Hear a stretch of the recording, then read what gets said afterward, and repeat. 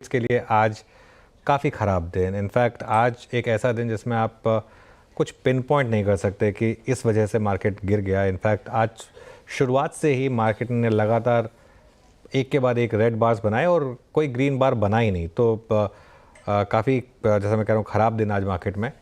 और across the board selling आज market में विटनेस हुई। सुबह से बड़े स्टॉक्स ने इसको लीड किया, खासतौर से रिलायंस और बिग बैंक्स, उन्होंने लीड किया इसे। एडवांस डिक्लाइन भी काफ़ी ख़राब है, हालांकि सुबह से बेटर हुआ है, लेकिन फिर भी थोड़ा सा मार्केट में प्रेशर आज सुबह से था। और बैंक निफ्टी में ख़ास तौर से करीब करीब 800 पॉइंट की गिरावट। ख़राब दिन अब तक। Harshita Veeru, good afternoon. Anuj, good afternoon बोलने का मन ही नहीं कर रहा है क्योंकि इस आफ्टरनून में कुछ अच्छा है नहीं अनलेस आखिरी 1.5 घंटे में रिकवरी आए। लेकिन जिस तरह से और जिस तेजी से मार्केट में कट देखने को मिल रहे हैं, आपने कहा ऐसे कोई बड़ा कारण दिख नहीं रहा है, लेकिन अगर डॉट्स ज्वाइन करने की कोशिश करें, कुछ सेंस बन रहा है कि इतनी बिकवाली की वजह क्या होनी चाहिए? हम ओवरबॉट थे, बहुत ज्यादा भाग गए इसीलिए गिरावट आई है, या फिर कुछ और है? देखिए मार्केट आज गिरा तो है। अगर मार्केट गिरा है तो मार्केट के गिरने के कुछ कारण भी रहे होंगे। कई बार मार्केट को हो सकता है कि सिर्फ एक एक्सक्यूज़ चाहिए हो, उस वजह से मार्केट गिर जाए। तो ये भी एक कारण, मतलब एक ओवरबॉट मार्केट भी एक कारण हो सकता है जिसकी वजह से मार्केट में शायद एक डिक्लाइन आए। तो मार्केट के गिरने के 3 कारण जो मैंने समझे हैं, या 3 एक्सक्यूजेस जो मैं समझ पा रहा हूँ, उस पर आते हैं। आई थिंक सबसे इम्पॉर्टेंट है मार्केट के गिरने का जो कारण है उसमें सेबी की बोर्ड बैठक से पहले का थोड़ा डर। आई थिंक डर होना चाहिए कभी कभी, और ये डर इस चीज़ का है कि कहीं F&O पर और कर्व तो नहीं आने वाले, कहीं मार्जिन रिक्वायरमेंट तो नहीं बढ़ने वाली, कहीं वीकली एक्सपायरीज की जो नंबर है वो तो नहीं कम होने वाली। तो ये सबसे बड़ा कारण है, क्योंकि देखिए हमारी मार्केट ने ख़राब ग्लोबल क्यूज़ पहले भी फेस करे थे और आज भी ग्लोबल क्यूज़ कोई बहुत ज़्यादा ख़राब नहीं थे, सिर्फ एक मार्केट से वीकनेस थी। तो इसके लिए सबसे बड़ा कारण जो है वो है सेबी बोर्ड बैठक से पहले का थोड़ा सा डर कि कहीं यहाँ पर कुछ और मार्जिन रिक्वायरमेंट को लेकर कुछ चेंजेस ना आ जाएं। दूसरा डर जो मार्केट का है, दूसरा कारण जो है वो है जापान के मार्केट्स में भारी गिरावट, और एक रिस्क कि क्या जापान में अब काफ़ी हॉकिश पॉलिसी आने वाली है और क्या और रेट हाइक होंगे नई रेजिम में। ये एक ऑब्वियस रिस्क है।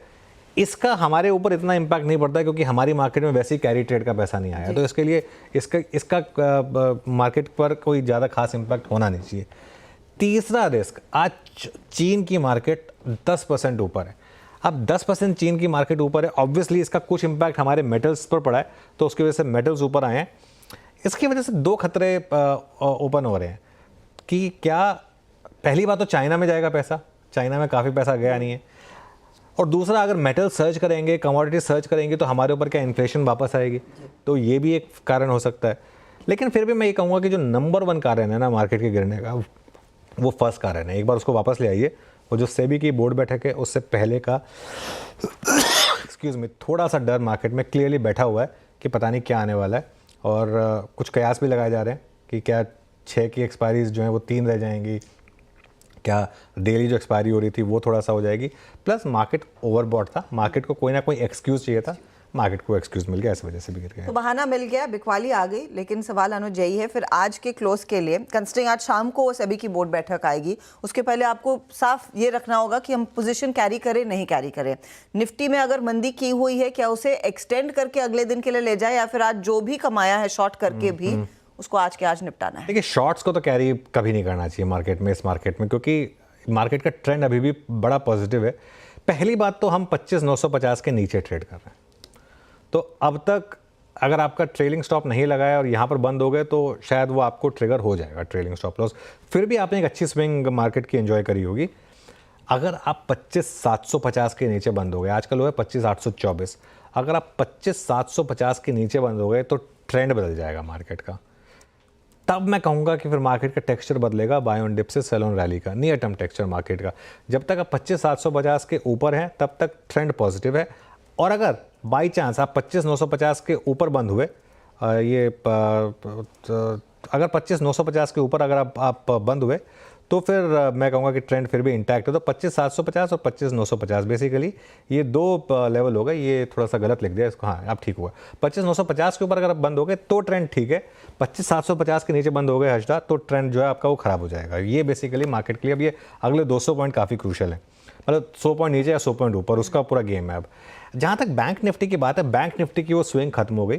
फ्राइडे को ही बैंक निफ्टी ने इंडिकेशन दे दिया था, हमारी बात भी हुई थी फ्राइडे को, कि HDFC बैंक ने एक डबल टॉप का एक रिस्क बनाया है।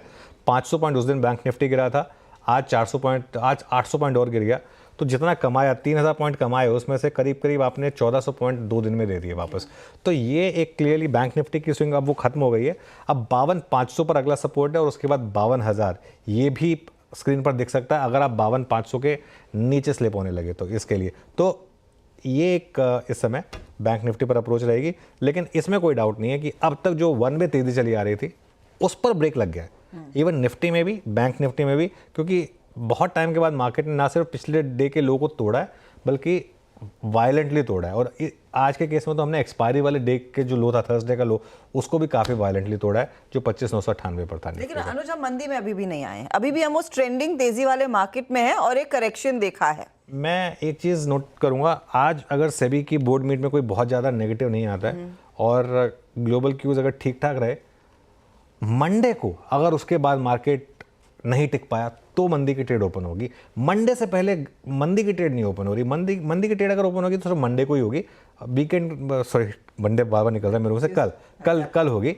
अगर आज रात को अगर यूएस मार्केट भी ठीक ठाक रहा और आज शाम को भी अगर सेबी की बोर्ड मीट से कुछ बहुत ज़्यादा नेगेटिव नहीं आया, तो कल अगर हम कल गैप अप में स्लिप हो गए और आज का लो तोड़ने लगे, तब मंदी की ट्रेड ओपन होगी। तब तक मंदी की ट्रेड ओपन नहीं होगी, या फिर आप 25,750 के नीचे फिसल जाएं। 25,750 के नीचे फिसल गए तो मंदी की ट्रेड ओपन होगी। तो उससे